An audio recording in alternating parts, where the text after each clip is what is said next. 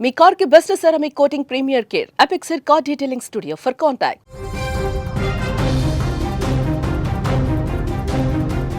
హైదరాబాద్లో అత్యంత దారుణ ఘటన చోటు చేసుకుంది.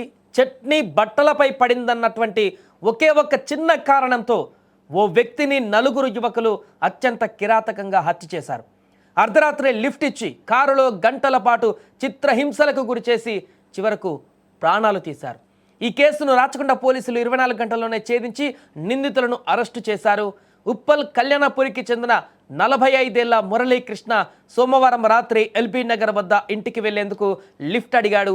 ఆ సమయంలో కారులో వెళ్తున్న మొహమ్మద్ జునైద్, షేక్ సైఫుద్దీన్, పొన్న మణికంఠ, మరో 16 ఏళ్ల బాలుడు అతన్ని కారులోకి ఎక్కించుకున్నారు.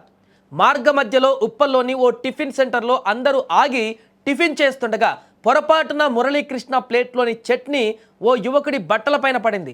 దీంతో ఆగ్రహానికి గురైనటువంటి యువకులు మురళీకృష్ణతో వాగ్వాదానికి దిగారు. అక్కడితో ఆగకుండా అతన్ని బలవంతంగా తిరిగి కారులోకి ఎక్కించుకున్నారు. తనను ఇంటి వద్ద దించేయమని మురళీకృష్ణ ఎంత బతిమిలాడినా కూడా వారు వినలేదు. తెల్లవారుజాము వరకు సుమారు 2 గంటల పాటు కారులోనే తిప్పుతూ పిడిగుద్దులతో కొట్టారు, సిగరెట్లతో కాల్చారు.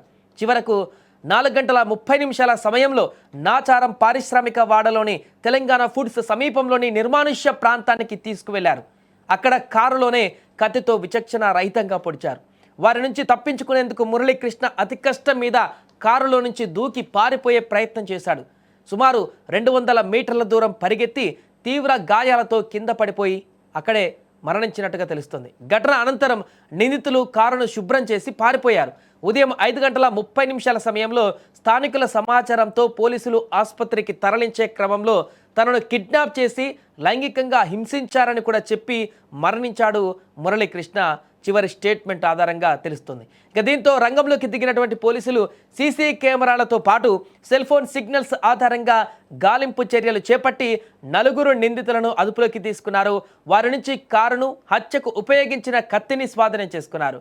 నిందితులను రిమాండ్కు తరలించగా బాలుడిని సైదాబాద్లోని జువైనల్ హోమ్కు పంపినట్లుగా పోలీసులు తెలిపారు. ఏదేమైనా కూడా హైదరాబాద్లో జరిగినటువంటి దారుణ ఘటన సంచలనంగా మారింది. కేవలం చట్నీ మీద పడిందనేటువంటి కారణంతో గొడవ స్టార్ట్ అయిపోయింది. ఆ గొడవ కాస్త అతన్ని బలవంతంగా కారులో మరలా అటువైపు తీసుకువెళ్ళేటువంటి పరిణామానికి దారితీసింది. ఆ తర్వాత ఈ గొడవ కారణంగా ఆ 4 వ్యక్తులు మురళీకృష్ణ పైన తీవ్రమైనటువంటి దాడి చేసి కత్తిపోట్లతో హింసించి, అంటే ఆల్రెడీ కత్తి వారి చేతులు కారులో ఉందంటే ఖచ్చితంగా వీళ్ళు క్రూయల్ మైండెడ్తో ఉన్నట్టుగానే కనపడుతుంది. ముందుగానే ఆల్రెడీ కత్తులు క్యారీ చేస్తున్నట్టు కనపడుతుంది. ఈ కారణం చేతనే ఆ చట్నీ పడిందనే కారణం చేత అతనిపైన తీవ్రంగా దాడి చేసి కత్తితో పొడిచి చంపేసినటువంటి దుర్ఘటన వెలుగు చూసింది ఉదయాన్నే.